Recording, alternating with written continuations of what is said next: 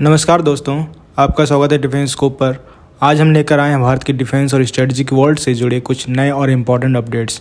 आज की खबरें सिर्फ हेडलाइंस नहीं बल्कि हर एक डिटेल का एनालिसिस होगा जो भारत की सुरक्षा और स्ट्रेटजिक पोजीशन को डायरेक्टली इम्पैक्ट करता है।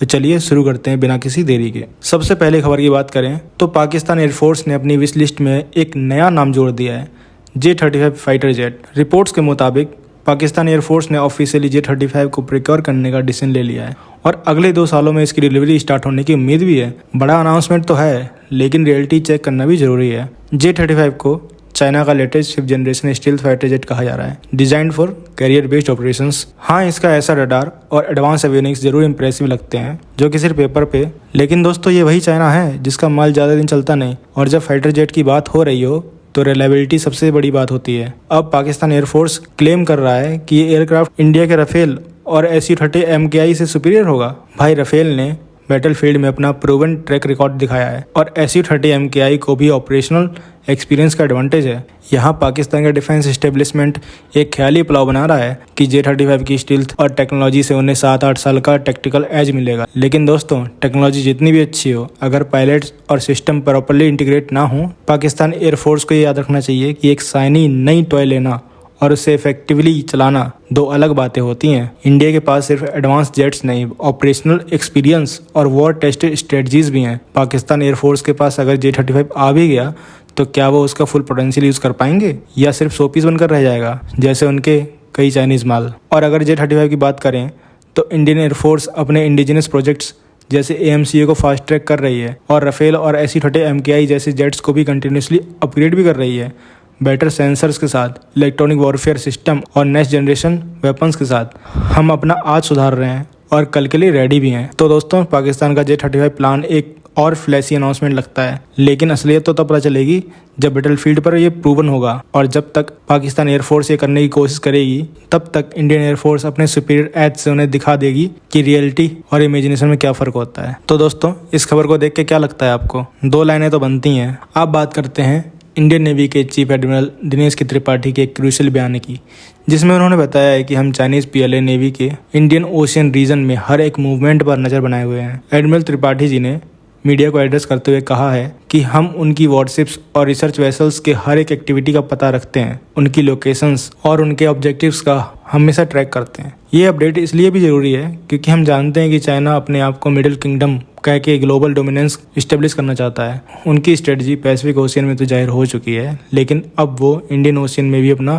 प्रभाव बढ़ाने की कोशिश कर रहे हैं। इंडियन नेवी का ये फोकस इंश्योर करता है कि हमारे नेशनल इंटरेस्ट पर कोई आंच ना आए। एडमिरल त्रिपाठी ने यह भी कहा है कि हम अपने हाई अलर्ट पोस्चर पर हैं और अगर जरूरत पड़ी तो हमेशा तैयार भी रहेंगे। अब बात करते हैं एक और बड़ी डेवलपमेंट की। INS अरिहंत से की गई न्यूक्लियर कैपेबल मिसाइल टेस्ट। ये एक क्लियर मैसेज है कि हमारी nuclear deterrence capabilities consistently upgrade हो रही है। त्रिपाठी जी ने यह भी कंफर्म किया है कि INS अरिहंत जैसे सबमरीन्स डिटेरेंस पेट्रोल्स को सक्सेसफुली कंप्लीट कर रहे हैं। अभी 62 वॉरशिप्स और एक सबमरीन कंस्ट्रक्शन में है और 31 नए वॉरशिप्स और सबमरीन की जरूरत भी गवर्नमेंट ने एक्सेप्ट कर ली है, इंक्लूडिंग 6 प्रोजेक्ट 75I सबमरीन्स और 60 नेवल हेलीकॉप्टर्स। तो आपका क्या कहना है इस खबर के बारे में? कमेंट सेक्शन में जरूर बताइए। अगली बड़ी खबर की बात करें तो इंडियन नेवी ने 2 indigenous nuclear power attack submarines का प्रोजेक्ट ऑफिशियली अप्रूव कर दिया है। Navy chief admiral Dinesh Tripathi ने बताया है कि ये सबमरीन हमारे इंडिजिनस डिफेंस मैन्युफैक्चरिंग को एक नए लेवल पर ले जाएंगी। पहली न्यूक्लियर पावर्ड अटैक सबमरीन 2036-37 तक डिलीवर होने की उम्मीद है और दूसरी 2 साल बाद। ये टाइमलाइन भी रियलिस्टिक लगता है। इसका मतलब ये है कि हम high and nuclear propulsion, Sonar systems और स्टील्थ टेक्नोलॉजी में नए इनोवेशन देखने वाले हैं। इस प्रोजेक्ट का एक और मेजर इम्पैक्ट होगा हमारे डिफेंस इकोसिस्टम पर। पब्लिक और प्राइवेट सेक्टर मिलकर काम करेंगे, जिसमें नए जॉब्स और डिफेंस मैन्युफैक्चरिंग का एक बड़ा बूस्ट देखने को मिलेगा। ये nuclear power attack submarine Arihant class के बैलिस्टिक मिसाइल सबमरीन को कॉम्प्लीमेंट करेंगी और हमारी टेक्टिकल फ्लेक्सिबिलिटी को भी इनहेंस करेंगे।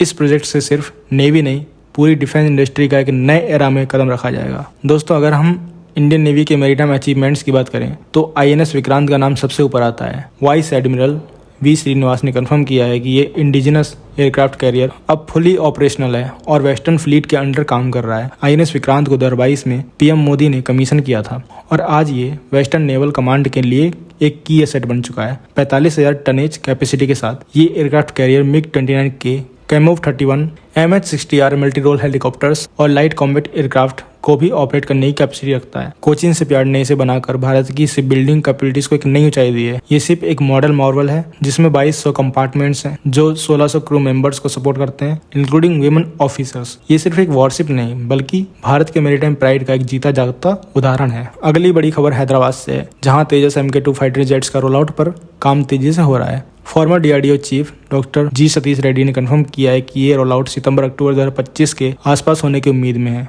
और पहला फ्लाइट मार्च 2026 से पहले होने का टारगेट है। तेजस MK2 एक मीडियम वेट फाइटर है जो मिराज 2000 और MiG-29 जैसे रिटायरिंग एयरक्राफ्ट्स को रिप्लेस करेगा। ये सिर्फ एक नया फाइटर जेट नहीं बल्कि एडवांस एवियोनिक्स, BVR मिसाइल्स और प्रिसीजन वेपनरी के साथ एक फ्यूचर प्रूफ प्लेटफॉर्म होगा जो इंडियन एयरफोर्स की ऑपरेशनल फ्लेक्सिबिलिटी को काफी बढ़ा देगा। अब बात करते हैं इंडिया के पहले 5th generation stealth fighter AMCA की। डॉक्टर जी सतीश रेड्डी ने बताया कि इसका प्रोटोटाइप रोल आउट 2026 के एंड तक हो सकता है। LCA तेजस से जो एक्सपीरियंस मिला है उसका पूरा फायदा उठाकर ये प्रोजेक्ट अपने टाइमलाइन से काफी आगे बढ़ रहा है। AMCA stealth design, super cruise और AI ड्रिवन जैसे एडवांस फीचर के साथ होगा।